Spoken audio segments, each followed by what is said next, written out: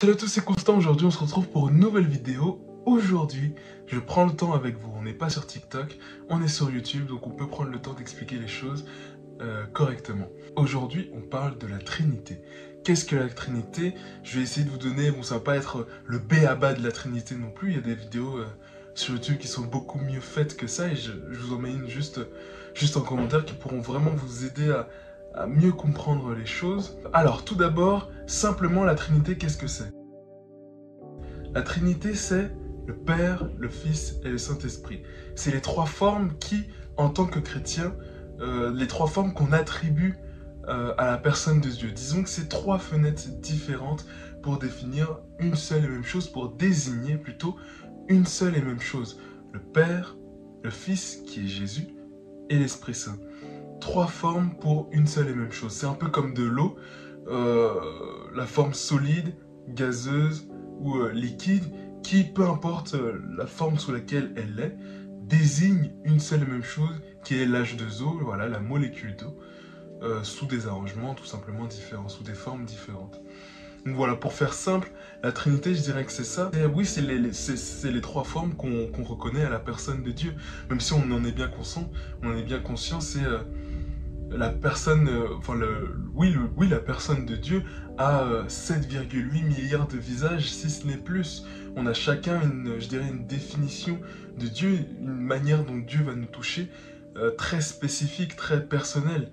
Et oui, chacun a un visage de Dieu différent parce que Dieu nous parle et s'adresse à nous de manière très différente aussi. Donc voilà, c'est aussi quelque chose que on prend en compte. On n'a pas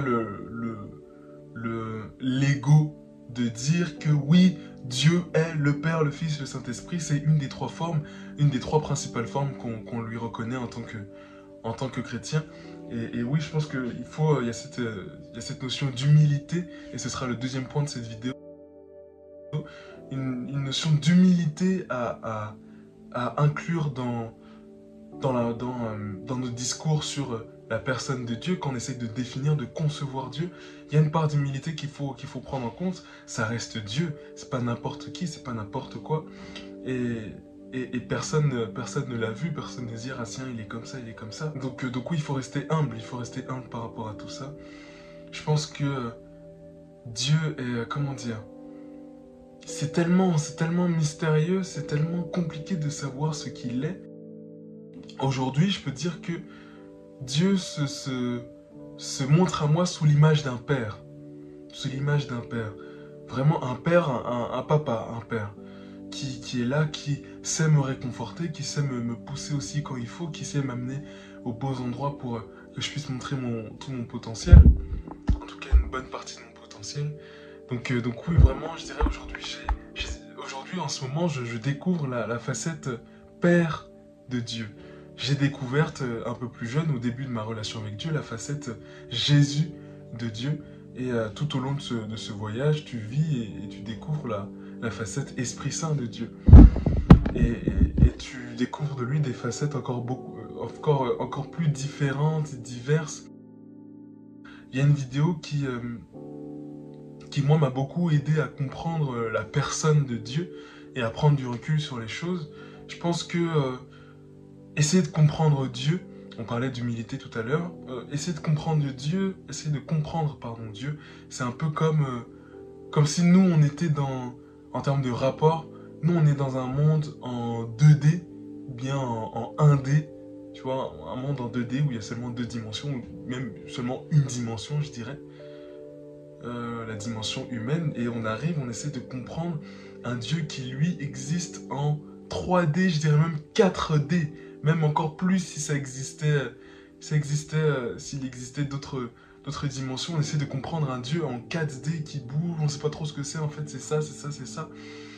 Et oui, c'est hyper compliqué de saisir ne serait-ce une virgule de cette dimension en 3D et de l'expliquer, de mettre des mots dessus.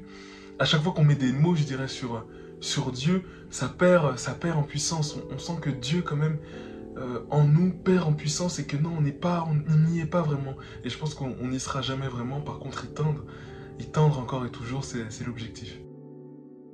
Je tiens à faire un petit parallèle sur God Love que vous voyez juste ici, je pense que ça fait partie des raisons pour lesquelles c'est très compliqué. En tout cas, j'ai encore énormément de mal à mettre des mots justes sur la marque God Love Me, qui est ma marque, je dirais, l'univers que j'essaye de créer.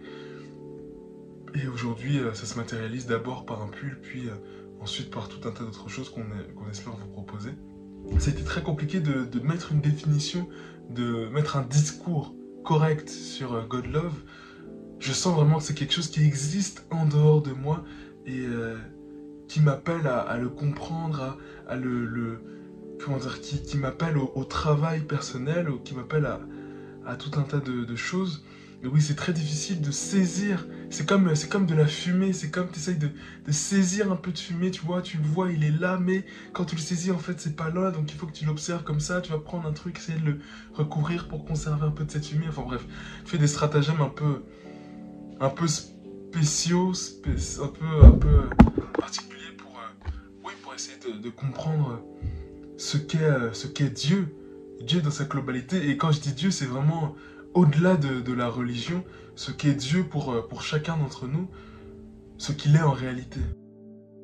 Une chose que je dirais est indiscutable, c'est que la définition de Dieu réside vraiment dans cette sphère d'amour, de compréhension, d'ouverture aux choses et de non-limite. Non-limite, vraiment quelque chose qui touche tout le monde, qui aime tout le monde, qui comprend tout le monde. Vraiment, je pense que ça tourne vraiment dans l'amour. Dans l'amour.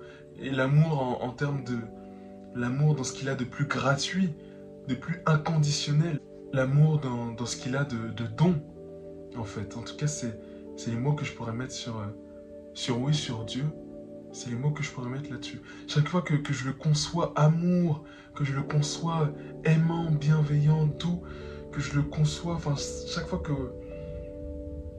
je conçois de cette manière-là, je sens qu'on s'approche, qu'on touche à quelque chose. Mais amour, c'est encore peu. C'est amour, oui, mais il faut ouvrir encore. Il faut aller chercher quelque chose qui, j'ai l'impression, n'existe pas ici, dans ce monde, dans les mots qu'on utilise et dans les mots qui existent aujourd'hui. Il faudrait aller encore plus loin. Je peux pas le définir, mais je peux le...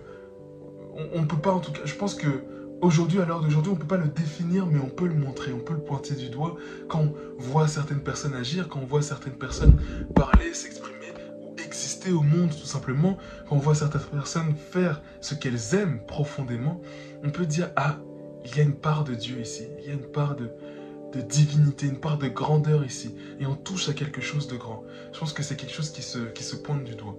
C'est tellement détaché de tout ce enfin, bref, je vais m'arrêter là. Tellement détaché de tout ce qu'on connaît et en même temps, c'est tellement profond et personnel.